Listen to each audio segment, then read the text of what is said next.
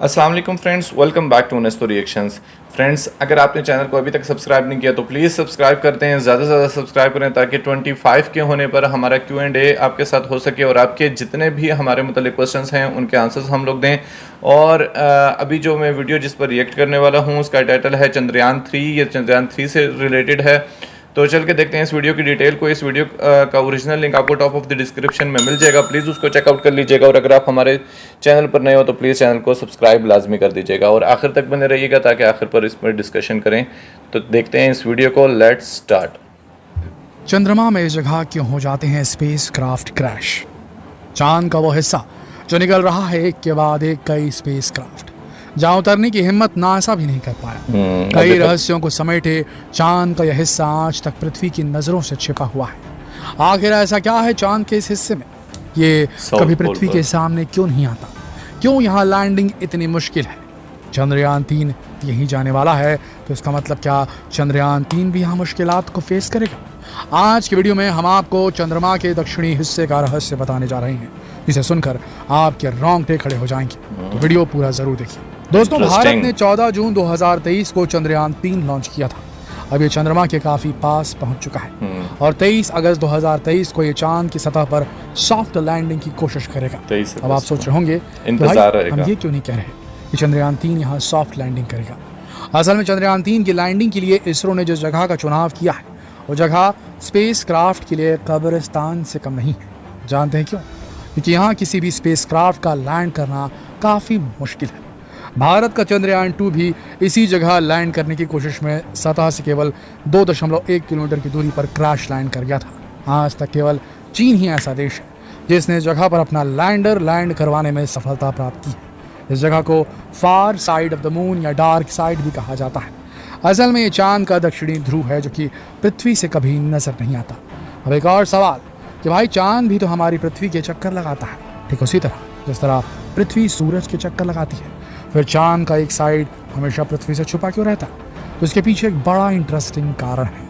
असल में हमारी पृथ्वी और चांद एक दूसरे से टाइडल बॉन्ड के जरिए बंधे हुए हैं और जितनी देर में चांद अपनी एक्सिस पर घूमता है, अपनी धुरी पर घूमता है, उतनी ही देर में वो पृथ्वी का चक्कर भी लगा लेता है।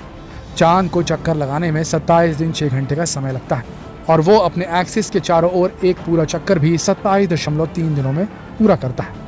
इसी कारण चंद्रमा का एक ही हिस्सा या फेस हमेशा पृथ्वी की ओर रह पाता है, दूसरा कभी नहीं आता। चंद्रमा का दूसरा हिस्सा कभी पृथ्वी के सामने नहीं आता और इस हिस्से को ही डार्क साइड या फार साइड कहा जाता है। चांद की डार्क साइड की पहली तस्वीर 1959 में 1959 में रूस के लूना 3 स्पेसक्राफ्ट से ली गई थी और इस तस्वीर के बाहर आते ही वैज्ञानिकों के दिमाग हिल गए थे, क्योंकि इन तस्वीरों से साफ जाहिर होता था कि चांद का हिस्सा चांद के उत्तरी हिस्से से बिल्कुल अलग है। अब ऐसा नहीं है कि चांद का जो विजिबल साइड है, जो नियर साइड है, वो एकदम स्मूथ और सच में जैसे कि हम चांद के बारे में सोचते हैं उस तरह वो किसी खूबसूरत चेहरे पर उगाए कई सारे पिंपल्स और उनकी वजह से बने गड्ढों की तरह है जो फार साइड है। जी हाँ, एग्जाम्पल थोड़ा अजीब है लेकिन सच है।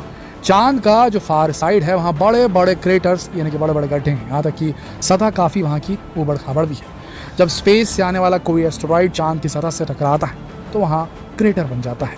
असल में चांद पर कोई भी वायुमंडल मौजूद नहीं है, जिस वजह से स्पेस से आने वाले एस्टेरॉइड बिना किसी रुकावट के तेज़ स्पीड से आकर चांद की सतह से टकराते हैं, जिससे गहरे और बड़े बड़े क्रेटर्स बन जाते हैं। चांद की सामने वाली साइड पर भी क्रेटर्स हैं लेकिन पीछे के मुकाबले बेहद कम।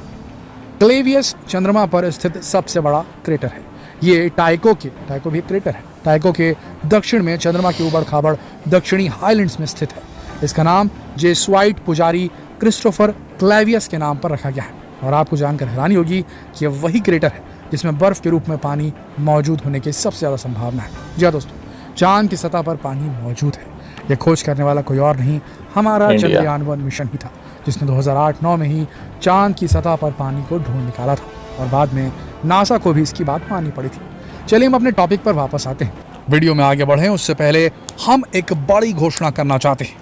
नॉलेज टीवी हिंदी लेकर आया है यूट्यूब इतिहास में पहली बार एक ऐसा कोर्स जिससे आप सब यूट्यूब वीडियो बना करके हर महीने लाखों कमा सकते हैं। कैसे आप अपने वीडियोस पर मिलियंस ऑफ व्यूज़ प्राप्त कर सकते हैं, कैसे कॉपीराइट इश्यूज को हैंडल करना है, कैसे सिनेमैटिक इफेक्ट डालें, फॉन्ट्स का इस्तेमाल करें, एडवांस एडिटिंग स्किल क्या होती है, आपके नए यूट्यूब अकाउंट को बनाने से लेकर के आपका पहला यूट्यूब चेक प्राप्त करने तक। तो अभी क्लिक कीजिए डिस्क्रिप्शन में दिए लिंक को और बन जाइए इस यूट्यूब जर्नी में हमारे हमसफर। चांद के दक्षिणी ध्रुव के कई क्रेटर्स में अजीब संरचनाएं भी देखने को मिली है। जैसे कुछ क्रेटर्स में एक सेंट्रल पीक निकली हुई दिखाई देती है जो कि दूर से देखने पर डिश एंटीना की तरह नजर आती है, जिसे देखकर एक बार तो ये भी लगता है कि शायद यहाँ कोई एलियन बस्ती है जो कि इस डिश एंटीना का इस्तेमाल कम्युनिकेशन के लिए करती होगी। इसके अलावा यहाँ कुछ एस्ट्रोनॉमर ने ब्रिज जैसी किसी स्ट्रक्चर को देखे जाने के दावे भी किए, लेकिन इन्हें कभी कोई प्रूफ नहीं कर पाया। इसके अलावा जो फार साइड है, जो डार्क साइड है, वहाँ की सतह जो नियर साइड है उसकी सतह के मुकाबले काफ़ी मोटी है और यहाँ का तापमान काफ़ी कम होता है। इसके पीछे भी एक बहुत ही इंटरेस्टिंग थ्योरी दी जाती है कि जब पृथ्वी अपनी निर्माण प्रक्रिया से गुजर रही थी तब थिया नाम के एक एस्टेरॉइड की टक्कर से पृथ्वी के दो बड़े बड़े हिस्से अलग हो गए और उस समय पृथ्वी के पास एक नहीं बल्कि दो दो चांद थे। लेकिन समय के साथ बड़े पिंड के ग्रेविटेशनल फोर्स के प्रभाव में आकर छोटा पिंड बड़े पिंड से टकरा गया और चांद के दक्षिणी ध्रुव से मिल गया। इस वजह से वहाँ की सतह मोटी हो गई और इसीलिए इस जगह पर कोई वोल्केनिक एक्टिविटी भी नहीं देखी जाती क्योंकि यहाँ की सतह मोटी है तो लावा बाहर नहीं निकल पाता। अच्छा, इस जगह का नाम भले ही डार्क साइड हो, लेकिन ऐसा नहीं कि इस जगह कभी सूरज की रोशनी नहीं पहुँचती। यहाँ सूरज की पर्याप्त रोशनी पहुँचती है, लेकिन यहाँ कई ऐसे गड्ढे हैं यानी कि क्रेटर्स हैं जहाँ सूरज की रोशनी कभी नहीं पहुँच पाती, यानी कि यहाँ आज तक कभी सूरज की रोशनी पड़ी ही नहीं है।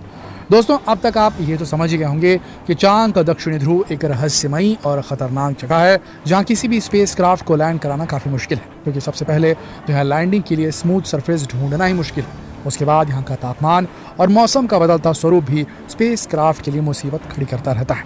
लेकिन इसके बाद भी ये सभी वैज्ञानिकों के लिए एक जिज्ञासा का विषय है। इसलिए ही भारत लगातार एक के बाद एक मिशन भेजकर चांद के दक्षिणी ध्रुव की जांच करने की कोशिश में लगा हुआ है। चंद्रयान 2 की असफलता के बाद इसरो ने बिना वक्त गंवाए ही चंद्रयान 3 की तैयारियां शुरू कर दी थी और आपको जानकर आश्चर्य होगा कि इसरो चंद्रयान 3 के बाद एक और लूनर मिशन यानी कि मून मिशन पर भी काम कर रहा है और चंद्रयान 2 और 3 की तरह ही बाकी जो मिशन होंगे उनकी लैंडिंग लोकेशन भी चांद का दक्षिणी ध्रुव ही होने वाला है।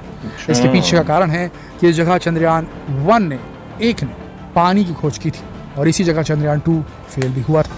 इसलिए इसरो यहाँ सॉफ्ट लैंडिंग करके खुद को साबित करना चाहता है चंद्रयान 3 के साथ। इसके अलावा चंद्रयान 1 और चंद्रयान 2 के ऑर्बिटर से ली गई इमेजेस से इस जगह कई खनिज और धातुओं के मिलने की पुष्टि हुई है, वैल्यूएबल खनिज और धातु।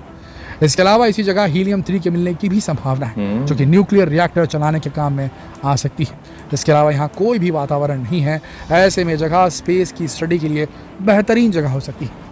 चांद पर कोई वातावरण नहीं है, इसीलिए चांद की उत्पत्ति के समय से आज तक यहाँ कोई परिवर्तन नहीं हुआ। इसलिए यहाँ की सतह की स्टडी करके सोलर सिस्टम की उत्पत्ति से रिलेटेड कई रहस्य उजागर हो सकते हैं।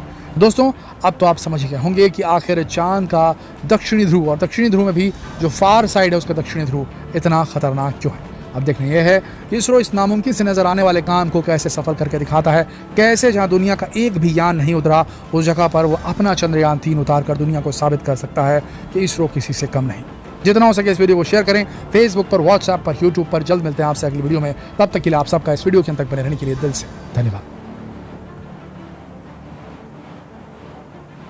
यार 23 अगस्त तक अब इंतज़ार होगा, बहुत ज़्यादा होगा कि क्या होता है, और हमारी दुआएं तो इस चीज़ में काफ़ी ज़्यादा हैं कि यार इसरो 3 जो है वो कामयाब, इसरो जो है चंद्रयान 3 कामयाब हो, इसरो का ये मिशन।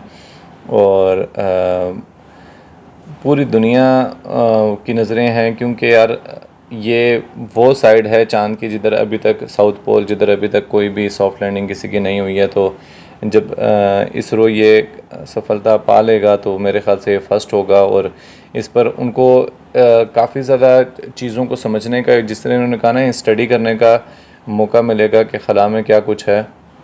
और वो सरफेस क्योंकि इसलिए भी इम्पोर्टेंट है क्योंकि चंद्रयान 1 में ये उन्होंने कर लिया था कि पानी है यहाँ पर चाँद पे। तो यार वैसे जब हम लोग सोचते हैं इस तरीके से चीज़ें, मैं जब ये विजुअल्स देख रहा था तो कितना वो लगता ना कि हमसे पहले कितनी मतलब दुनिया यहाँ से जा चुकी है अपनी ज़िंदगी गुजार के, लेकिन अब ऐसा ऐसा साइंस एंड टेक्नोलॉजी ने क्या कुछ जो है वो देखा, फिर हमें पता चला कि अच्छा इस दुनिया के पार क्या कुछ है, वहाँ पे पानी है, क्या पता कोई और मखलूक भी रहती हो, क्या पता कोई एलियंस रहते हों। और बड़ा अजीब सा लग रहा होता है ना कि हम लोग एक वो सही कहा जाता है कि जैसे हम लोग एक बस अपने दुनिया में रह रहे हैं, हमें उस चीज़ का नहीं इतना ज़्यादा पता होता कि यार समंदर के अंदर क्या कुछ छुपा हुआ है। यार ये बहुत बहुत बड़ी चीज़ें हैं यार जो हमारी समझ से बाहर हैं। चाँद, सूरज, फिर इनका इस तरीके से घूमना। तो फ्रेंड्स, आप लोग क्या सोचते हैं इस बारे में ज़रूर कमेंट बॉक्स में बताइएगा। और चंद्रयान 3 अगर मैं, वैसे तो मुझे पता लग ही जाएगा, ज़ाहिर सी बात है मीडिया में, लेकिन आप लोग ज़रूर मुझे बताइएगा, याद करवाइएगा। 23 अगस्त को है तो 21 अगस्त 22 अगस्त को याद करवाइएगा। चंद्रयान 3 जो है वो सॉफ्ट लैंडिंग करने वाला है, ताकि उस पर जो है हम लोग नज़रें जमा के बैठें। और मैं इस दफ़ा जो है वो कोशिश करूँगा कि बर वक्त जो है उस पर वीडियो बनाऊँ और देखूं। और दुआएं तो यही हैं कि कामयाब हो, ताकि इसका फ़ायदा सिर्फ इंडिया को या फिर इसरो को नहीं होगा, पूरी दुनिया को इसका फ़ायदा होगा। और जो भी वहाँ से चीज़ें इकट्ठी होंगी, जो भी स्टडी करेगी इसरो, तो उसका बेनिफिट मतलब उसका बेनिफिट सबको मिलेगा।